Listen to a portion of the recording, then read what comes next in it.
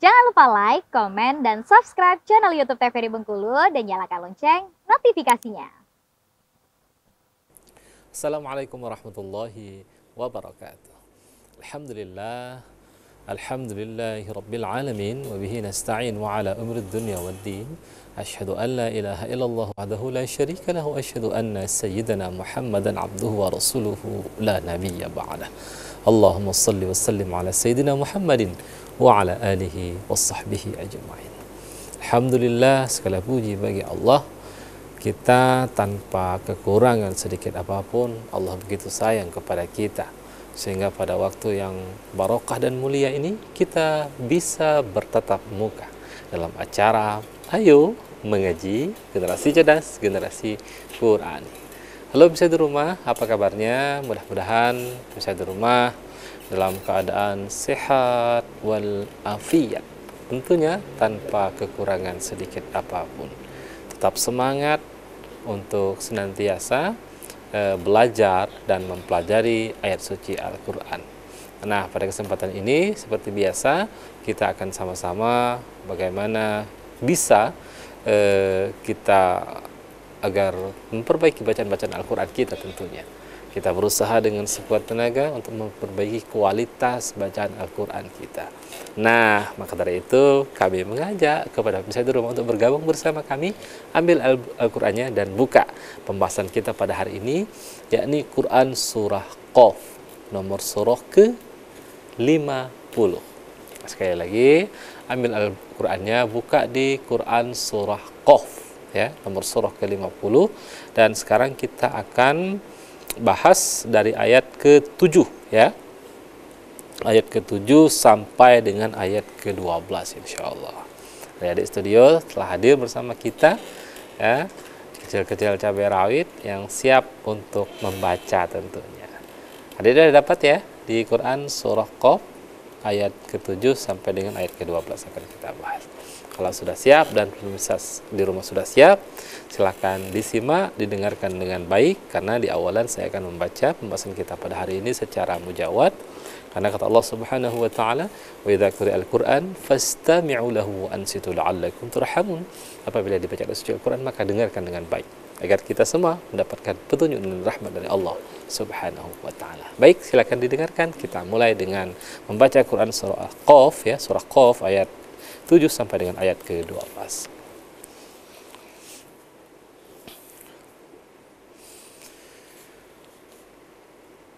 A'udzu billahi minasy syaithanir rajim.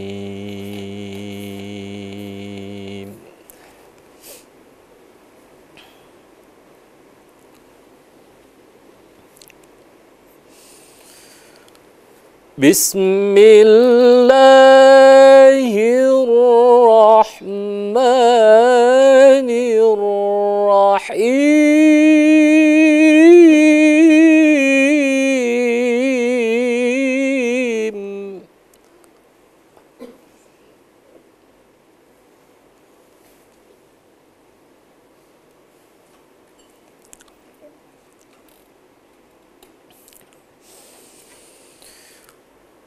وَالْأَرْضَ مَدَدْنَاهَا وَأَلْقَيْنَا فِيهَا رَوَاسِيَ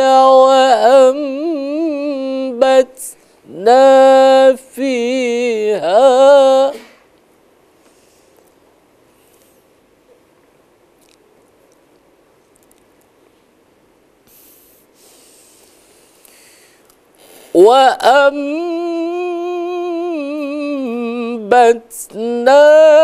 فِيهَا مِن كُلِّ زَوْجٍ بَهِيجٍ.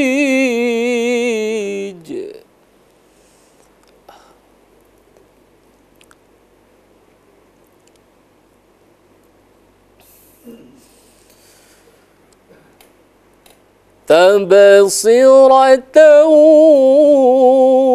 وذكرى لكل عبد منيب. munib.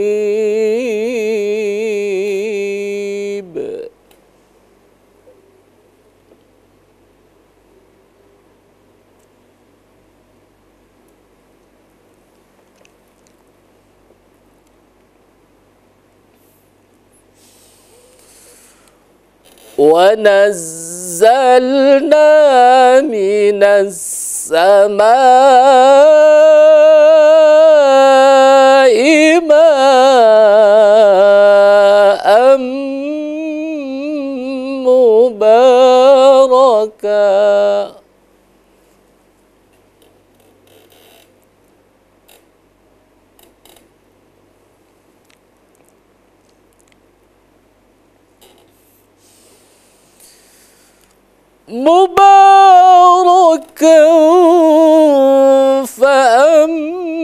فأنبتنا به جنات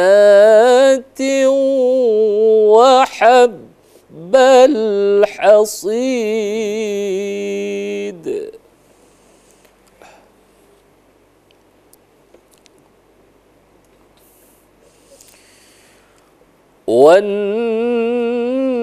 والنخل باسقات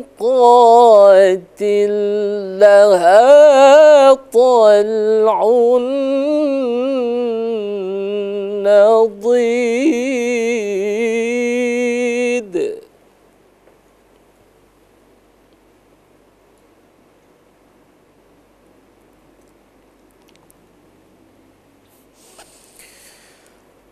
رزقا للعباد وأحيينا به بلدة ميتا.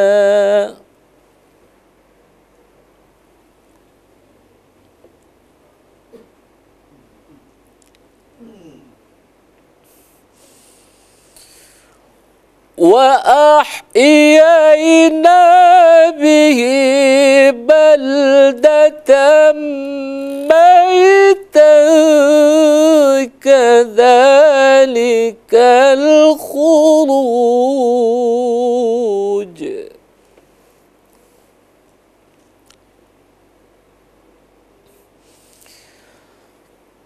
كذبت قبلهم قوم نوح وأصحاب الرس وثمود.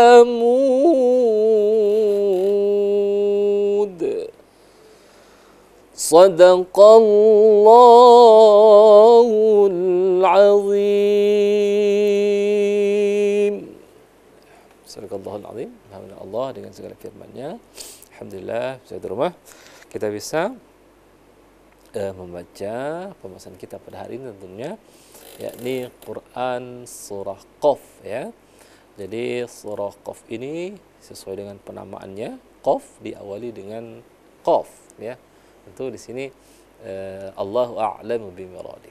Maka Qaf ya Qaf artinya ya. Dan ayat ini, surah ini tentunya diwahyukan di Makkah, turunnya di Makkatul Mukarramah. Nah, sekarang kita lihat nih sebagai sesuatu yang mungkin dari apa yang disampaikan oleh Allah Subhanahu wa taala dalam firman-Nya sesuai dengan pembahasan kita pada hari ini, agar setiap ayat demi ayat itu bisa kita maknai sehingga bisa kita menjadikan sebagai pelajaran, sebagai muhasabah, dan kita ambil ibrah dari setiap apa yang disampaikan oleh Allah Subhanahu wa taala. Nah, kalau kita lihat di ayat ke-7 di sini Allah Subhanahu wa taala memberikan suatu gambaran bagaimana kekuasaan Allah Subhanahu wa taala. Apa-apa yang ada di muka bumi ini yang engkau lihat itu merupakan bentuk dari kekuasaan Allah Subhanahu wa taala. Nah, seperti kita lihat misalnya di ayat ke-7. Allah menunjukkan wal arda madadnaha wa alqaina fiha rawasiya wa ambatna fiha min kulli zawjin bahij. Jadi kata Allah wal ardi madadnaha wa alqaina fiha rawasiya. Jadi di ayat ke-7 ini kata Allah, dan bagaimana bumi ini kami datarkan. Kami pasak dengan gunung. Kami tumbuh di atasnya segala macam tumbuh-tumbuhan yang indah. Loh, jinawi. Jadi ini Allah ingin melihatkan, manusia, ini loh kami, kekuasaan kami. Pernah nggak kalian berpikir bagaimana kata Allah kami itu mendatarkan bumi ini? Nah, seperti yang kita lihat, datar. Lalu kami pasak dengan gunung. Nah, gunung itu sebagai pasak. Seperti apa? Nah, agar tentunya menjaga keseimbangan daripada bumi ini. Jadi pasaknya adalah gunung.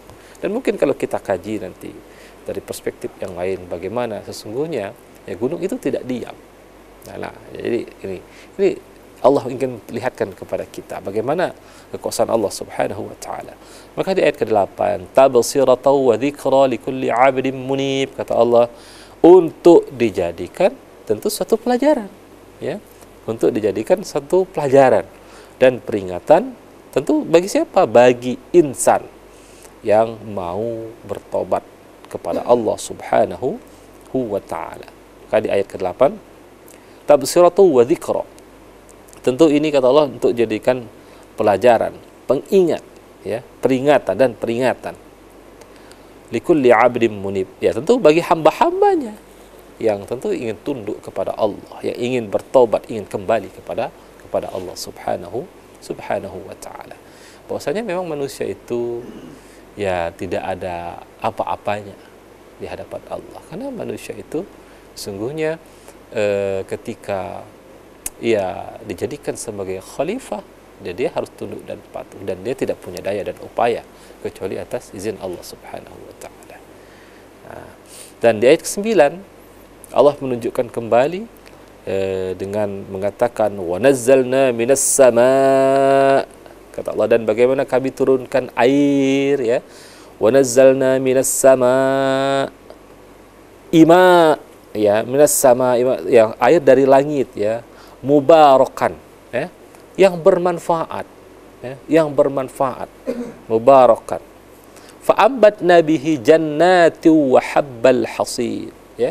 Nah, tentu air ini lalu kami tumbuhkan pohon-pohon, ya, seperti apa, dan bangsa padi-padian, ya, yang tentu ada musim panennya. Yang tadi yang ketika Allah turunkan hujan, lalu tumbuhlah tumbuh-tumbuhan. Di mana tumbuh-tumbuhan ini kan menghasilkan. Nah, ini luar biasa. Jadi ekosistem yang Allah ciptakan. Berpikir nggak manusia? Afala ta'qilun? Berpikir nggak manusia?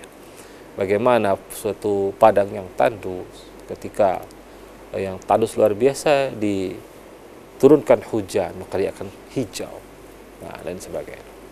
Nah, di ayat ke-10 kata Allah kembali menunjukkan wan nakhla basiqatil laha tal'un nadid, kata Allah Subhanahu wa taala, dan pepohonan kurma yang tinggi-tinggi menjulang, yang bersusun-susun mayangnya. Pernah nggak manusia berpikir bagaimana itu? Maka dalam pemikiran, dalam berfilsafat lah, dalam kita berpikir, kalau orang berfilsafat itu kan berpikir radikal. Dia selalu merenungkan, kok bisa seperti ini? Why? Dengan timbul why? Maka nanti akan because.